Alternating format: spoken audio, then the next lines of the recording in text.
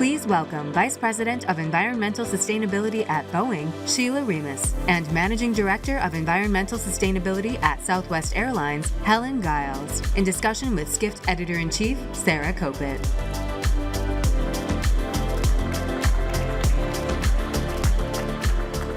So Sheila, Helen, thank you both for being here. So great to chat with both of you today. We were talking in the green room about kids, and now we're going to talk about sustainability. So here we go. It is sustainable. Yeah, both exactly. complex. Yeah.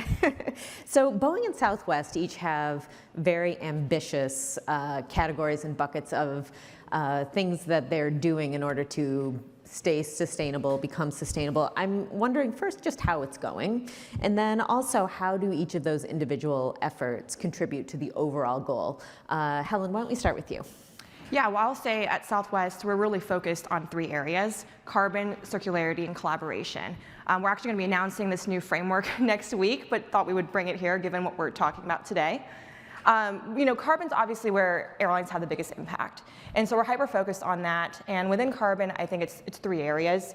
It's about modernizing our fleet. The MAX aircraft obviously is 14% lower fuel burn than its predecessor. And if you consider the older 700s that we're retiring, that fuel efficiency improvement is even more pronounced. And so it's a big, a significant contribution into our net zero plan. The second area we're really focused on is obviously sustainable aviation fuel, SAF. So outside of conserving how much jet fuel we consume, we got to replace that with a more sustainable alternative. And so we're hyper-focused on procuring more SAF in support of our 2030 goal to replace 10% of our jet fuel consumption, but also in our carbon intensity reduction goals in net zero.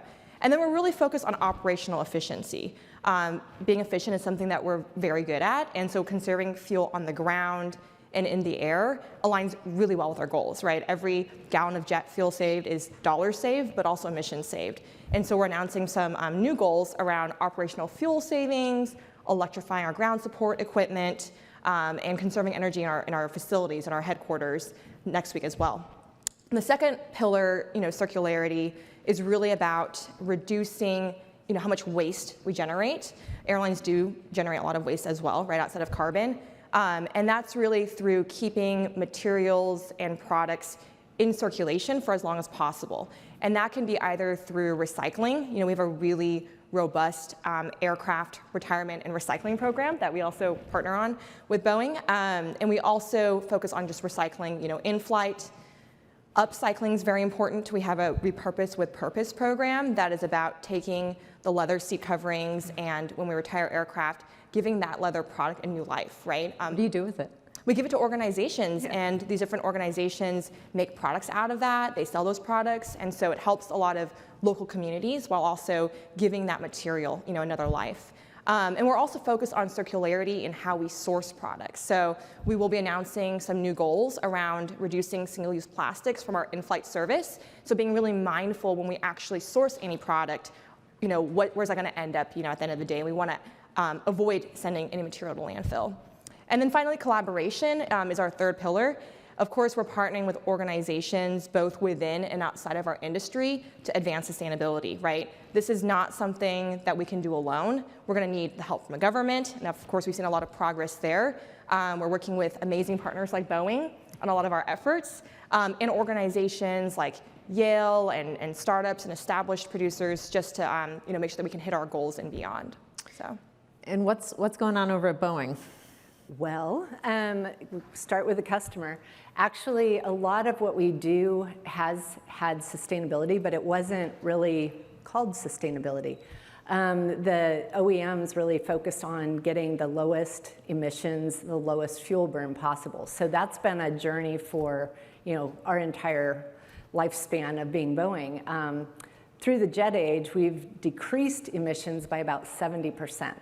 So the last 30% is the hard part, and kind of in tracking with what the airlines are doing, the first one is fleet replacement. So obviously continuing to invest in new products and invest in those existing products to continue to make them better. That one is a big one. Every airplane, generation to generation is 20 to 25%, depending on the airplane it replaces. So then you have operational efficiency. So we've got tools that we support our customers with, and they implement some of their own ideas, and they also implement some of the ones that we have. So that's another piece of it. And then we get to sustainable fuels, changing the energy source. And so really trying to figure out, how do we help scale sustainable aviation fuel? And how do we look at all these other different energy sources and invest there? Because those have to be developed today for some time into the future. And so we're going to learn through that process, which kind of marries up with advanced technology. And that's whatever that new airplane design might need to be. And it might just be something that actually has Jet A or the SAF equivalent that can be put into the aircraft. So those are kind of the 4 areas that we work on. And like I said, the first one, fleet replacement, delivering as many airplanes as possible. I think Steve Hazy had talked about earlier, 30,000 airplanes. If both Boeing and Airbus could produce 1,000 a year, it's still 30 years. So it takes a long time to replace these large fleets. So we need to keep on that and continue the innovation and the development of that innovation. So we've got, I think you have another question coming up, so I won't spoil it, on some of the work that we're continuing to do across the industry and collaborating. Yeah, so Helen, the 1000th 737 is quite an achievement for Southwest. How is your relationship with the Boeings of the world, help you to create, these sustainable and efficient technological aircrafts? Yeah, we talked a lot about fleet modernization and the important role that will play in net zero, but Sheila and I work very closely together. We were actually hanging out last week talking about SAF. Missed another meeting. Yeah. We partner a lot in a lot of areas. I know we're going to talk about SAF here in a little bit, but one of the things that comes to mind, actually, we both are part of the Yale Center for Natural Carbon Capture. We committed $10 million to them 2 years ago, and then Boeing joined last year. And it's just a great example. Yale is really focused on researching natural ways to capture carbon in nature, so in our oceans, in forests, in soil and carbon. And that's obviously incredibly important. I think in the last call, the one that you and I missed because we were hanging out together, we heard that if oceans just stored 0.1% more carbon, that would be the equivalent of all the carbon that we need to capture in the world to hit net zero. So it just shows the potential capacity for nature. And obviously, photosynthesis and all those processes are things we're trying to mimic today, and the technologies we're trying to develop. So there's a lot of potential there, and that's just one example, I think, of where we're partnering together. Another is actually on contrails. I heard contrails come up earlier. Boeing and Southwest are both part of the Contrail Impact Task Force. And so we're really focused on partnering with a number of organizations just to better understand the science behind contrails and help advance the modeling and the development of ultimately, contrail avoidance procedures. I think there's been a lot of consensus over the past couple of years on research of what we know about contrails and that they do contribute, to environmental impact. There's still a lot that we don't know. And so I think a lot of the research to come from, as an airline operator and giving that perspective, and then from, an OEM like Boeing, we can help, I think, a lot of the academia, the technology firms that are researching this area, bring forth solutions that can actually be applied in a real-world setting. So. Yep. Yeah. No, and you talked about, the Yale Center for Natural Carbon Capture. I think what's really exciting for us as partners, but just for the industry writ large, is that we get to partner across sectors because we can't do it alone. And so that just kind of proves from the agricultural piece to the forestry piece, it all can contribute, and also, we need those partnerships with our customers to be able to bring that forward. Yeah. I just love that we always bring, these opportunities to each other. I think recently you guys had introduced us to the Aircraft Fleet Retirement Association, AFRA. And so we talked about our aircraft retirement program, but we recently joined, and that's about working with the dismantlers and recyclers that are all accredited by that program, and it's incredibly important. I mean, every Boeing plane for us, when we retire it, that's 39,000 pounds of scrap metal that we recycle. So it's obviously extremely important. And to do it sustainably. That's right. You can do it in a bad way. So, yeah. So let's really dig into SAF for a minute. Both of your organizations have goals by 2030, but it's kind of a long way off, right? And so it gives a bit of plausible deniability as to whether we'll really be able to get there. And we all know that SAF is both expensive and difficult to come by right now.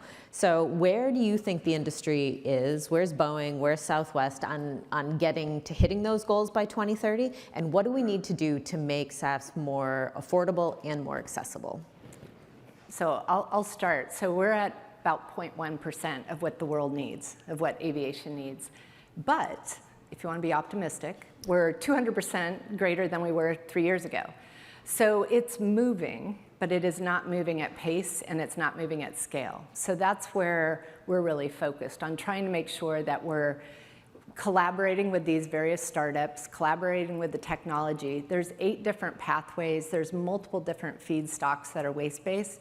But similar to some of the other renewables, they need to start. And so at a certain point, philosophically, we're hoping to see a tipping point. That tipping point should also help the scaling and the cost come down. In the interim, we have a couple of things working for us with the incentives that have happened in the US and then also the mandates that are going on in Europe and other parts of the world. So there is a pull, and so for financial institutions to commit the millions of dollars it takes to build one of these, we actually need to show that demand, and part of it is showing up with the different commitments that the airlines have, but it's also for a long term, and so the mandates help with that. So there's kind of this, incentives and mandates can work together, and we can start to see that happening across the world. So we're a long ways away from the 10% goal, but I think that was a bold goal for the US to set.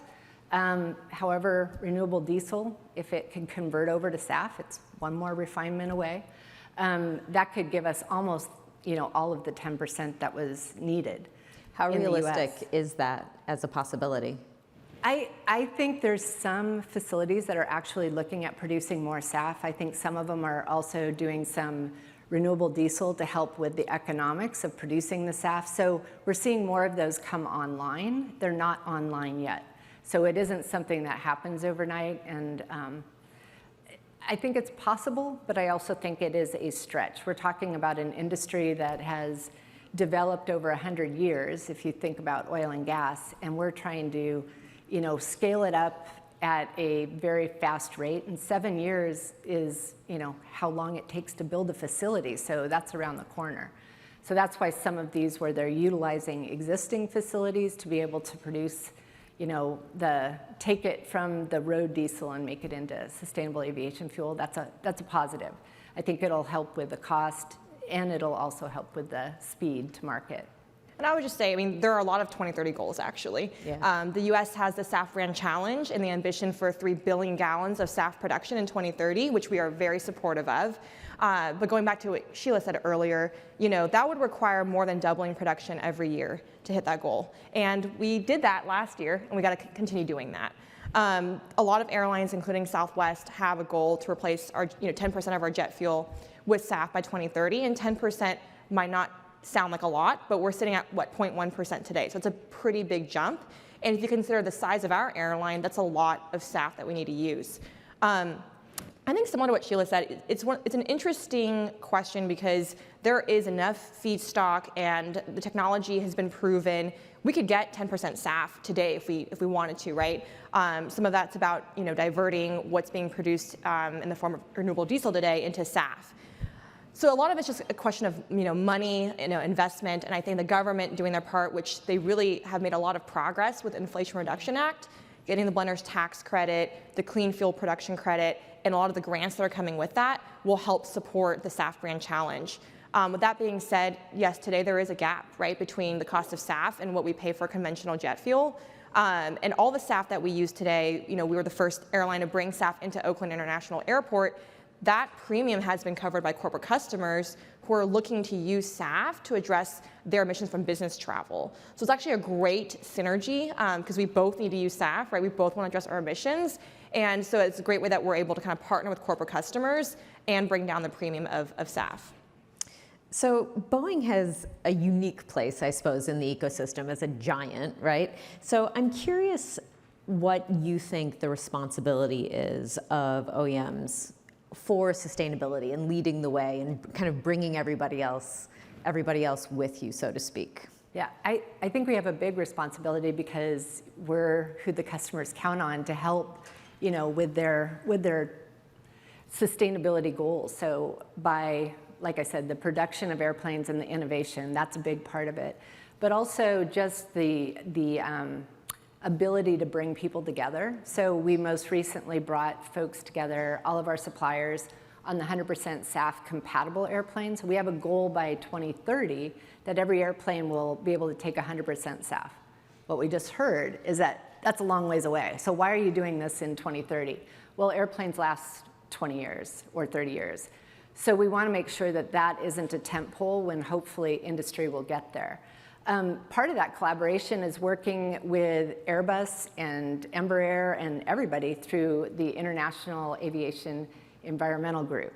And so that's another group that we have all the suppliers and all of the different OEMs working together, because we can't have 2 different, 3 different, 4 different ways of having fuel. So we have to make sure that the airplanes, to reduce complexity of the system, all work with that 100% SAF when it gets here. So I think collaboration and just bringing all of those parties together is a big part of what we bring to the table. Yeah, so we've got just under 10 minutes left. Folks in the audience, if you've got a question, now would be the time to send it in. And I'm going to take one for you, Helen, from the audience. Will sustainability innovation serve as a point of competitive advantage for Southwest? Or is it a focus on widespread industry collaboration? I think it's a little bit of both. I think if you look at our business model today, we actually fly, more nonstop. We don't operate, inefficient regional aircraft. So these are a lot of ways where we're actually much more fuel efficient and therefore carbon efficient than a lot of other airlines today. And if you think about preparing for the future, right now it's all about, getting involved in SAF, securing that volume for the future and participating in the value chain so that you're positioned well, right, when that becomes the primary energy source. So I think we're really hyper-focused on that, and we're probably the only airline that has a dedicated sustainable fuels team that sits within our fuel strategy management team that is focused on procuring SAF for our airline at the right price point, and that meets our criteria. So I think there's definitely ways you can have an advantage. At the same time, we are absolutely focused on industry collaboration. After this, I'm going to jump on a plane and go talk to the other airlines through Airlines for America, where we collaborate on all the kind of important sustainability issues. Contrails being one of them, right? Other airlines are part of the Contrail Impact Task Force. And if all of us can just help figure out how we can avoid contrail formation, warming contrail formation, that benefits us all. So I think it's definitely collaboration, and probably also some competitive advantage as well. Yeah, so we have another question that actually dovetails nicely into one that I had, and it's about new tech. So AV Geeks, just, everybody loves new technology. And so I was curious for you, Sheila, to talk about your collaboration with NASA. And then we have a question that says, what can the aviation industry learn from other industries in terms of sustainability? So let's talk about, let's broaden it out and talk about what others are doing in sustainability and what you've learned from the aerospace industry.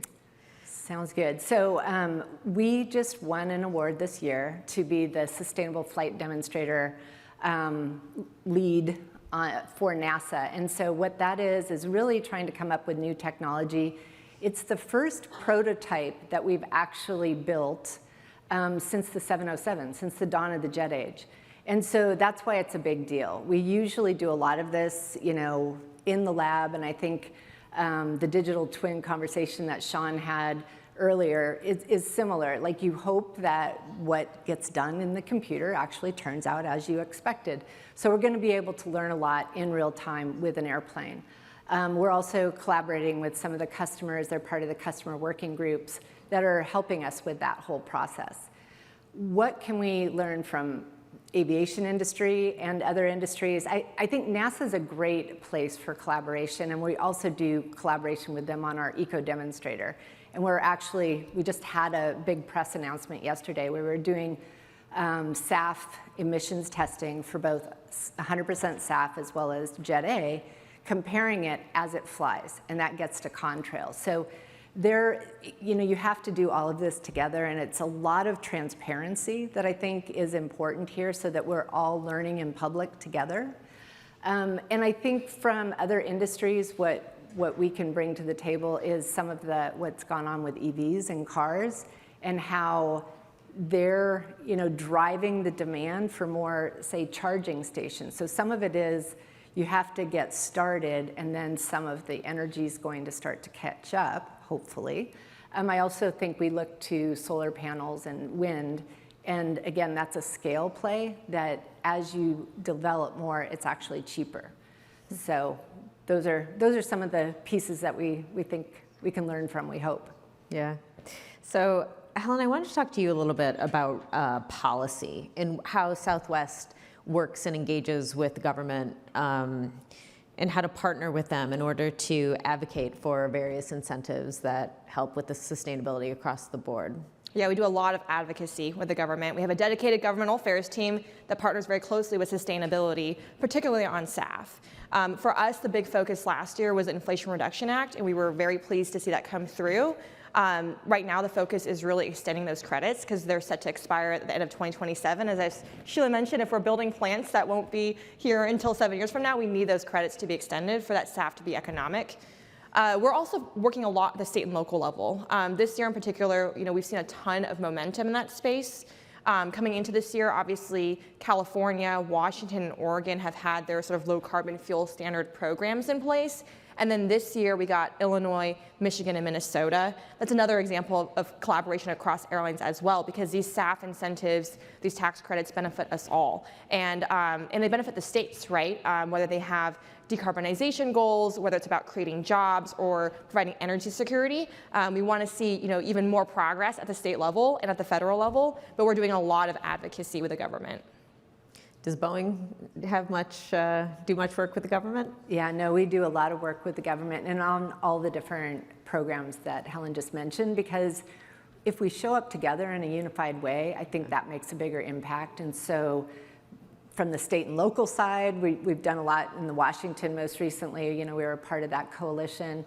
And interestingly enough, that coalition was with Microsoft and Amazon. And, again, it's a cross-industry problem, cross-sector problem. So cross-world problem. Cross-world problem, exactly. So we show up together, and that makes a bigger impact. Yeah. Somebody called it a unicorn bill, because it solves so many different things that you wouldn't have thought possible. It created jobs. It, created a potential for clean energy for aviation and for some, additional ability to build it a little bit faster and cheaper. So that's the unicorn bill. Yeah. So we've got time for one more. Last question. The solution can't be worse than the problem. Is SAF and sustainability in aviation paying for the sins of other industries? What say you? Yeah, what I would say is no. I think we all have to contribute to the solution. And we're 2.5% of total emissions in the globe. Not very much. You think, we shouldn't have to pay a disproportionate price for it. But the answer is other industries are solving their problems, and so we will become a bigger piece of the emissions pie soon. So I think we're not paying for other industries, but I do think we have to take our own, and it's going to take longer. We're hard to abate, you can't defy gravity without a little bit of power, and Jet A is 130 sticks of dynamite per gallon, so it's high energy efficiency. And it's hard to find a replacement. And SAF is that Jet A equivalent in chemistry. So it's a good solution. So we just need to find it. And every molecule that we release or we reduce is good for us now. So it's an important action to start today. And I would just add to that, there is a lot of crossover and dependency between industries, right? Mm-hmm. Like a lot of us depend on having a very renewable grid to be able to produce the SAF or the technology that we need to decarbonize our sectors. And so given that, I think sometimes there's competition for limited resources, right? We talked about renewable diesel, but we think about green hydrogen, like maritime and other areas are gonna really need that feedstock as well. I think, when it comes to the solution not being worse than the problem, we definitely have robust sustainability criteria to make sure that the SAF that we're procuring, does have a life cycle greenhouse gas reduction. And for us, there's a minimum of 60% that we require. The other thing I will add too is, maybe where our opinions differ slightly on SAF. Southwest, we are not necessarily supportive of mandates. I think for us, we've always been about democratizing the skies, and our purpose is to connect people to what's important in their lives through friendly, reliable, and low-cost travel, and that low cost is incredibly important. So, we don't want to pass the cost of SAF onto customers and to increase the cost of flying and make that a luxury good. For us, it's really important that this is an equitable energy transition. And so to that effect, we have a SAF policy, and part of that policy is ensuring that the SAF we procure from a portfolio perspective is near parity to Jet A. Sheila, Helen, thank you so much. Thank you.